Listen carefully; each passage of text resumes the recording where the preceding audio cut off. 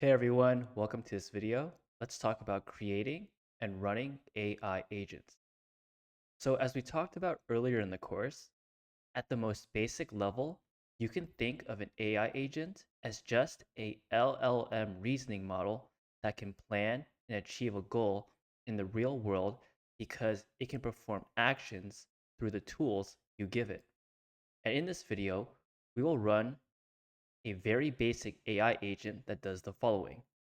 The input will be something similar to tell me how many total books there are from the text files in the current directory.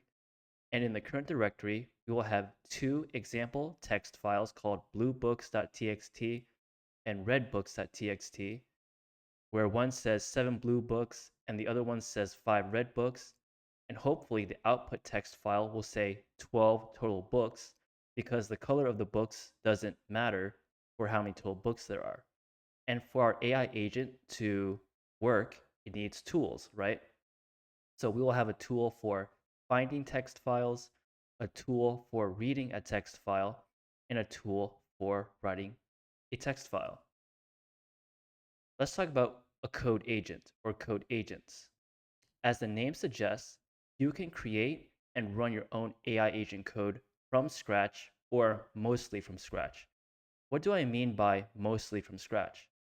Well, you will likely want to use a framework such as LangChain to help you write your AI agent code. So let's get started. In the course directory, in the AI agents folder, make sure that you have these three files in your system. Bluebooks.txt will say 7 blue books. Redbooks.txt will say 5 red books. You can create these files from scratch yourself. They're pretty easy to make. And then let's go over the agent.py file. It's a Python file. So to run this file, make sure that you have Python on your computer or system. And then once you have that done, let's go over the code. We will need to install LangChain. So we'll do pip install LangChain and then LangChain-OpenAI. We'll import a bunch of other Python libraries, other Python frameworks like LangChain. And then we will have one tool for finding text files, another tool for reading the text from a text file, and the third tool will be writing a text file. We'll pass these tools to our AI agent, and for the model or the brain of the AI agent, we will use GPT-5, and then we have to pass in an API key. So you will want to go to the OpenAI website, most likely create an account to get the API key, and then you'll have to put some money into your OpenAI account for the API key to work. I think I put in like $5 and then the API key worked as expected. Or if you don't feel like, creating an API key and putting in $5 to make the API key work, you can just watch this video and see the magic happen for yourself. And then I have a system prompt that says, you are a helpful assistant that reads the contents of text files in the current directory and then shares your analysis of these contents in an output text file. We will create the AI agent on line 28. And then the Python file, when you first run it, will say, give the AI agent instructions, and then we will eventually print the AI agent's response. So let's get started. So I have these three files on my system. Let me actually delete this file very quickly. That's from a previous run, so ignore that. And then I have scrolled down all the way to the bottom of this Python file because I don't want you to see my API key, but just trust me that it's been added. If you want to run this on your own computer or system, make sure the API key is filled out right here. Okay. And then we will do, make sure that in a terminal, you're seeded into the AI agents folder with these three files. And then I will do Python agent.py to run that Python file. I press enter. There's a warning, which we can ignore. And then we get the give the AI agent instructions. So I will give the AI agent the instructions of tell me how many total books there are from the text files in the current directory. And the answer should be 12 books total, right? Bluebooks.txt says 7 blue books. Redbooks.txt says 5 red books. I'll press enter. And from my experience, this will take about 10 to 20 seconds to run, so please bear with me while we wait.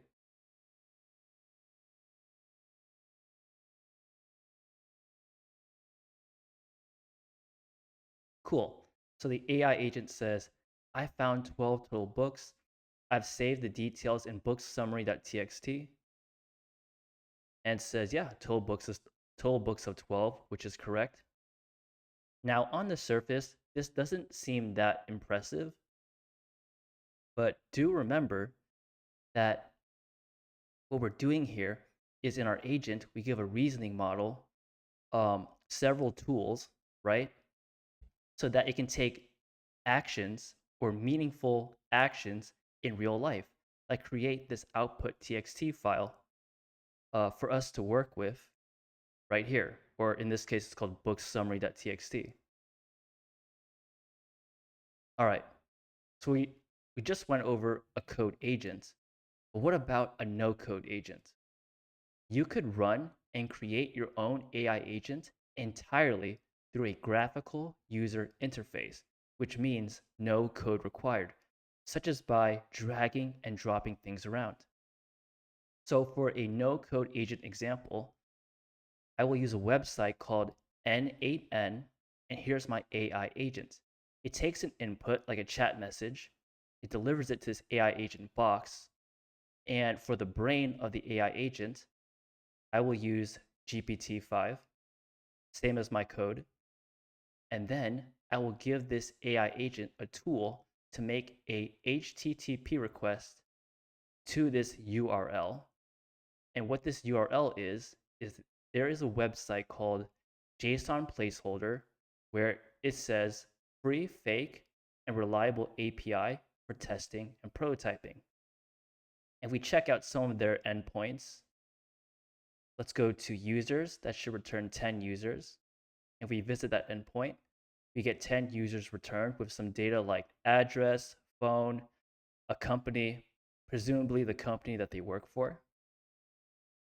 So yeah, this users endpoint that returns these users, I am giving this to the tool for HTTP request. And now let's actually give a chat message for the AI agent to work with. So I'll say, which user works for this company right here? I don't know how to pronounce that, so I won't even try, but let's copy that and say, yeah, which user works for this company? And what's awesome here, or what's cool, is I am not directly telling the AI agent, oh, this user is from your tool to make an HTTP request. I'm not directly telling it. Hopefully, the AI agent can figure out this on its own. So I press enter. Similar to my code agent, this will probably take about 10 to 20 seconds to run, but hopefully it should give the correct user. So let's see. Okay, cool. It says the user was Clementine Bach, if I pronounced that correctly. And there you go. That's the user that works for this company. And remember that this AI agent that I created here, no code was required. I just like drag these boxes or modals around. So it's so much easier and so much more convenient. So why not use a no-code agent all the time if it's just so much easier? Well, there's pros and cons from creating an agent with code and with no code. Think of a code agent as baking a cake from scratch, whereas a no-code agent is like baking a cake from a box cake mix you buy at a supermarket. A code agent requires coding knowledge or more baking knowledge, whereas a no-code agent does not require coding knowledge or requires a lot less baking knowledge. And a code agent builds AI agents slowly because you have to code that agent out yourself. And you have to like worry about if bugs come up and have to fix those bugs. Whereas a no code agent, it's so much more intuitive and pleasant to look at. So it builds AI agents quickly. But where does a code agent excel at?